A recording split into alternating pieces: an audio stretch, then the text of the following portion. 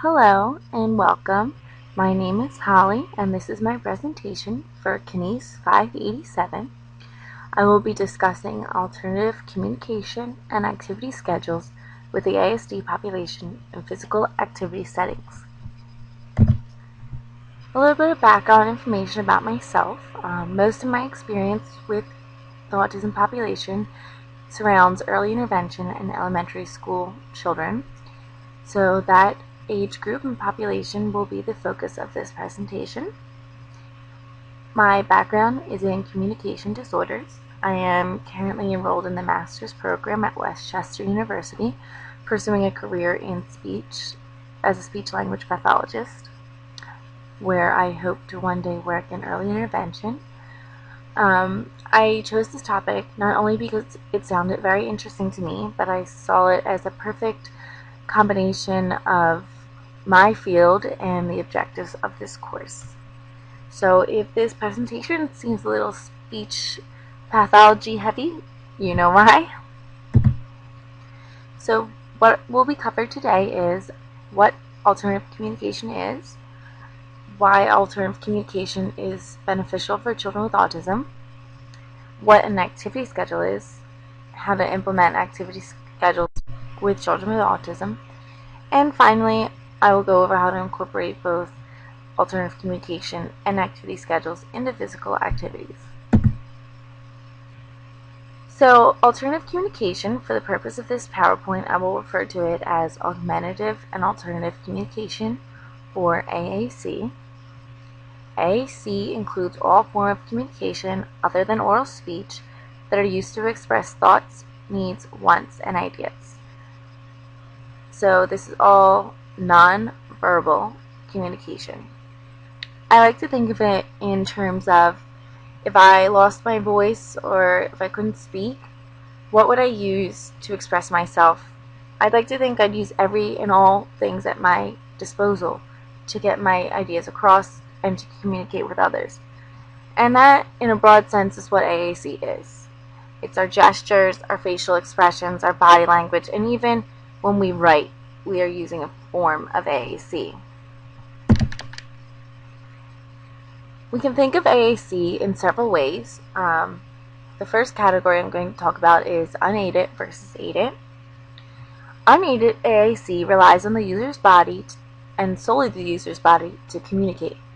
So these are our gestures, our body language, our facial expressions, and even sign language is a form of unaided AAC. Aided AAC, on the other hand, relies on the use of tools or equipment in place of or in addition to the user's body. These are writing utensils, they could be communication boards, they could be vocal output devices. We can also think of AAC in terms of the technology that the AAC system employs. There are low-tech systems, which can be unaided or aided, that usually there is no electronic component to these. Again, writing utensils, communication boards, picture exchange communication systems, or PECs. I know PECs is very popular, especially with younger children with autism. We can also think of AAC in terms of high-tech as well, which would be all aided devices, and they're usually electronic and contain several pages that the child can flip through and find what icons are needed to express themselves or to ask for something. This can be on an iPad or it can be on a specialized device that the child has, and there are even devices that generate speech for the child or vocal output of speech. These are just some types of AAC or alternative communications that we use every day. We point to things to get people's attentions or to redirect them. Our body language communicates a lot about how we're feeling or what we're thinking. There are also universal gestures such as high fives and thumbs up that we use to communicate to people. And we communicate a lot with our facial expressions as well. So when we think in terms of AAC and children with autism, we, as speech therapists anyway, think a lot about things like these. These are low-tech AAC systems. Up here, we have a communication board. Communication boards are designed to help the child communicate with their peers and their educators, or really anyone around them. For a child who cannot speak or who is still developing their speech, they can use communication boards to express what they want, usually, or in some cases to comment upon things. Communication boards are relatively easy to make. A lot of times I get asked, where do you get these pictures? They look very distinctive. I see them on many devices. There's a software called Boardmaker. It's relatively cheap, and you can buy the software and download it and use it to make all sorts of communication boards. They have thousands upon thousands of icons that can fit just about any activity you're going to employ. You could also consult a speech therapist at your school to help you make communication boards. Or if you don't have either of those resources, you could even just go on Google Images and Google a picture of whatever activity you're doing or vocabulary that might be involved in that activity. If you're doing horseback riding, Google a picture of a horse even. And we, as speech therapists, tend to always combine a picture with words. So after, you could just print out the various pictures and write underneath them and use that to communicate with the child. Down here is another low-tech system. This is a page taken from a child's PECS book.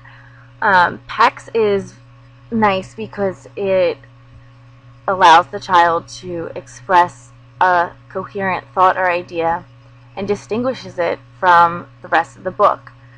So if a child wants to express an idea or request something, they can go through their book and find the icon they would like to use.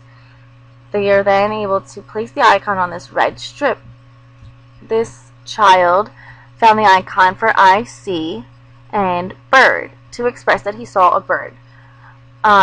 When PECS is incorporated correctly, the child then gives this red strip to whoever they're trying to communicate with, and thus communicating with that person.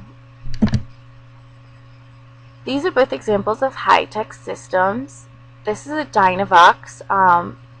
Dynavoxes are usually speech output devices, meaning that they will generate speech, usually computerized speech, for the child who cannot speak. So a child will go through and find the icons they would like to use to express an idea. I want chocolate. They then can press play and it will play an automated voice. I want chocolate. This is especially helpful for allowing children to communicate with a variety of audiences that use speech as a means of communication. This is just similar software on an iPad. Many children have iPads, and there are more and more apps and softwares that allow families to use an iPad as their child's communication device. So why is AAC so perfect for children with autism? Well, we all know that deficits in communication and language are a hallmark of autism. A majority of children with autism are unable to functionally communicate without the use of AAC. But AAC can supplement or even replace traditional oral communication. Children with autism may also present with receptive and expressive language delays, but AAC allows them access to communication through a variety of modalities. So they're not just using their hearing, but they're using their eyesight. And you can really play off the strengths of the child with many AAC devices. It allows individuals access to communication, thus enhancing their language capabilities, social skills, and overall quality of life. AAC can also greatly reduce frustrations and many problem behaviors. Many problem behaviors and aggressive behaviors are a result of a communication breakdown. The child wants to communicate something but doesn't know how. Moving on to activity schedules. An activity schedule is a visual aid that uses pictures and/or words to cue an individual to follow a sequence of events. Many of us use something similar in our everyday lives. What comes to mind are to-do lists, itineraries, schedules. They're usually tailored to the specific needs of the child. So they're going to be specific to the child's agenda or what the child does during the day, specific to what the child would do in any given activity. But they're also specific to the needs and cognitive capabilities of the child. Some children will need more steps in any given activity to understand what they need to be doing. Other children would just need a beginning, middle, and end portion for an activity. It really depends on the cognitive load that you want to place on the child and what the child can handle. But activity schedules are designed to cue an individual as to what is expected of them and in what order. This greatly increases independence and minimizes frustrations for the child. So, why are activity schedules so great for children with autism? Well, many children with autism have difficulty staying on task for an extended period of time, transitioning from one task to another, and even leaving a preferred task. Activity schedules can help reduce frustrations that come with staying on task and transitioning by providing a sequenced visual representation, allowing the child to see what is expected of them next and throughout the day. Many visual schedules are interactive as well. This allows the child to feel responsible, in control, and independent of their schedule. This is just one example of an activity schedule that I like for several reasons. It illustrates the relative ease in making one. Whoever made this just had 2 pieces of construction paper, green and red, and strips of Velcro. So the activity will go up here, and in this case it's toileting. The steps will go in the green, and as the child completes them, he or she can move from the green to the red. So there's an interactive component there. A third thing I like about this activity schedule is it illustrates that the specific needs of the child.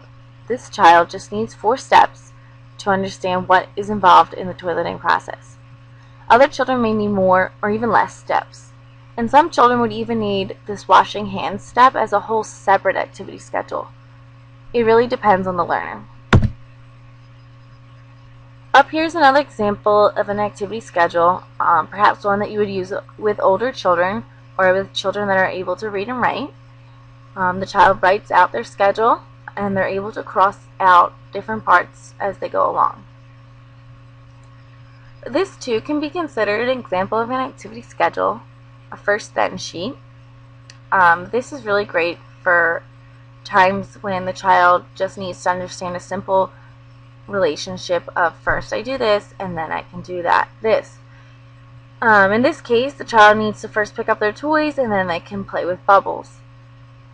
This is primarily used with a lot of younger children with autism who maybe aren't at the level of using a full activity schedule.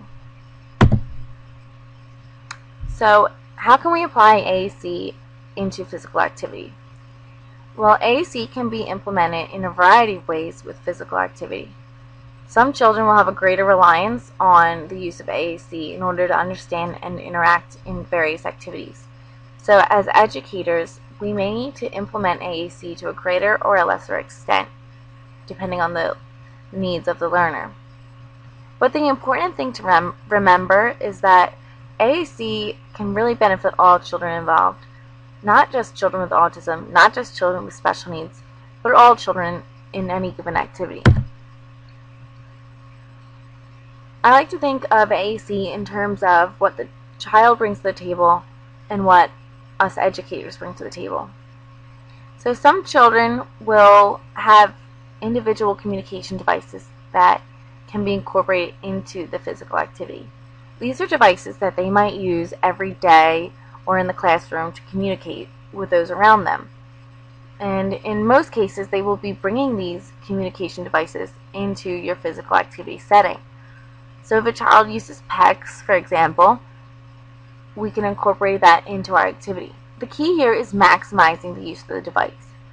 So if a child brings their PECS into the physical activity setting, we're able to use their PECS and use it to communicate with the child and have the child use it to communicate with us. We can also create communication boards that we could then add to the PECS. So creating little icons of vocabulary that we can then give to the child, making pages in the PECS book.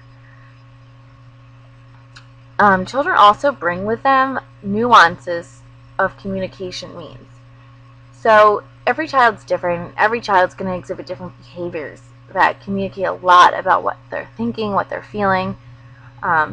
For children who can't speak, or for children who don't have fully developed language capabilities, their behaviors can give us a lot of insight into what they're feeling and what they're thinking about, and even what they want to do.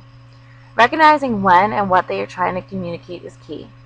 We want to be cognizant and aware of all their behaviors and use that to give us insight as to what the child wants to do, how they're feeling, what they're thinking.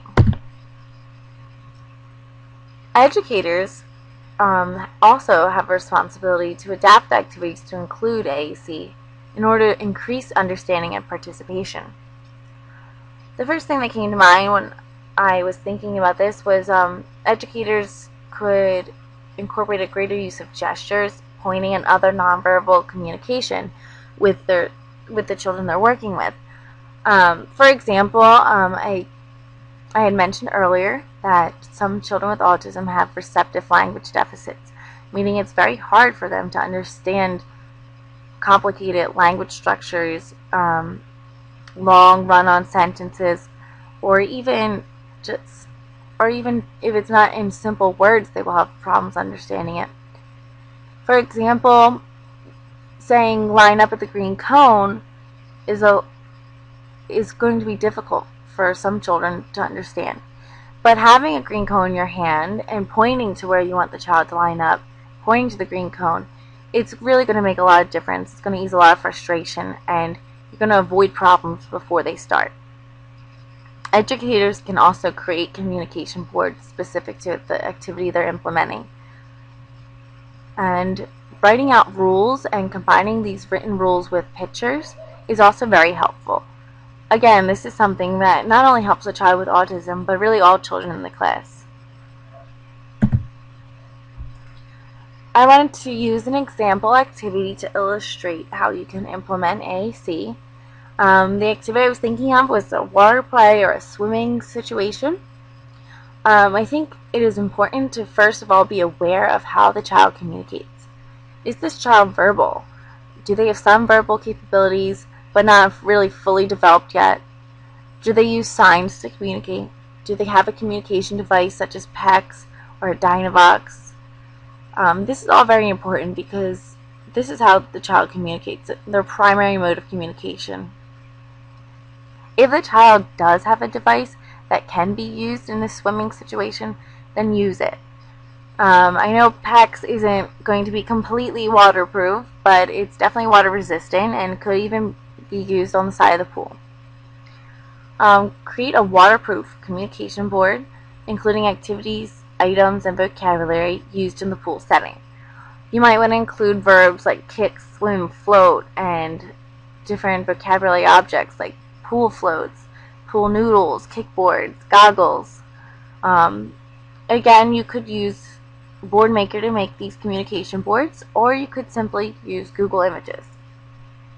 Laminating it would be a good idea to make it waterproof.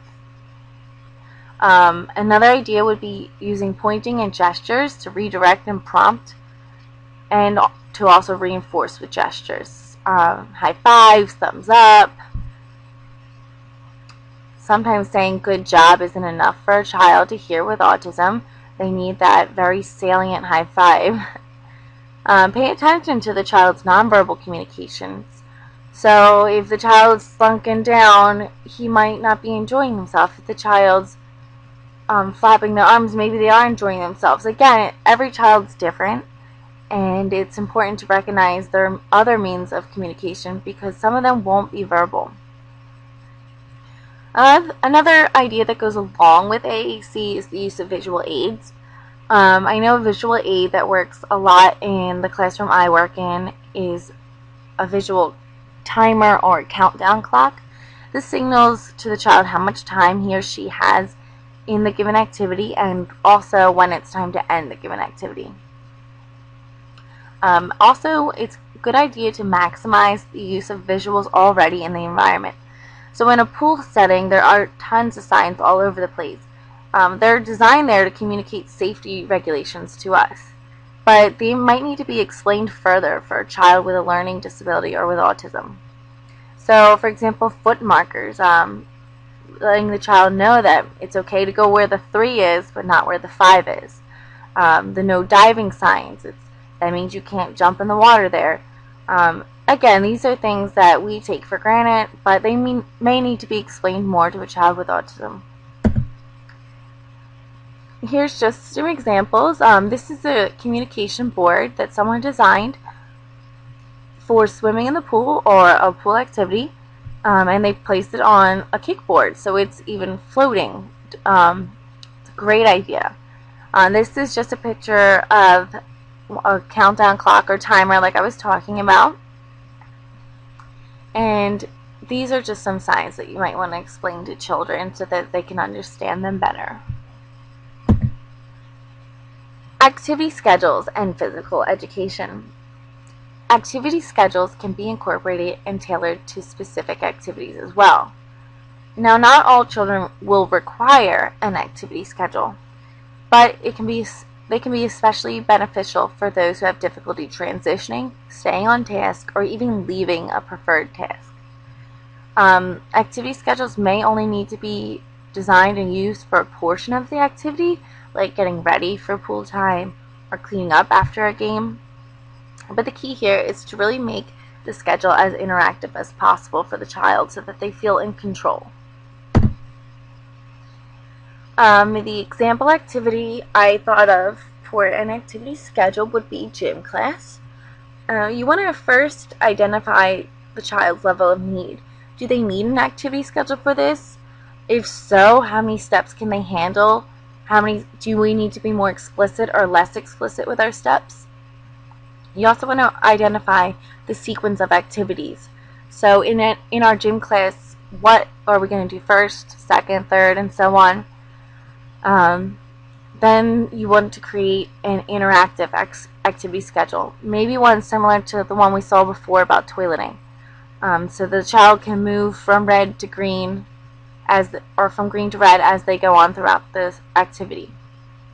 The one I was thinking for a gym class, maybe it's children get in, they sit down, that's one step. They go over healthy living ideas, that's step 2. They stretch, step 3. Play dodgeball, step 4. Clean up, step 5. And then lunch. Again, it really depends on the learner, when and how you can implement an activity schedule. But you want to show and explain the schedule to the child before the start of the class so that they know how to use it and why it's there. You also want to allow the child to move or cross out activities as they go along, the interactive component. In conclusion, children with autism can benefit greatly through the use of AAC and visual schedules. Both can be implemented in physical activities to maximize understanding and participation while minimizing any frustrations. And the key here also is that activity schedules and alternative means of communication aren't just beneficial for children with autism, but truly for all those involved. Again, you want to give as much input through communication as possible. Thank you for your time. I really appreciate it, and I hope you enjoyed this presentation.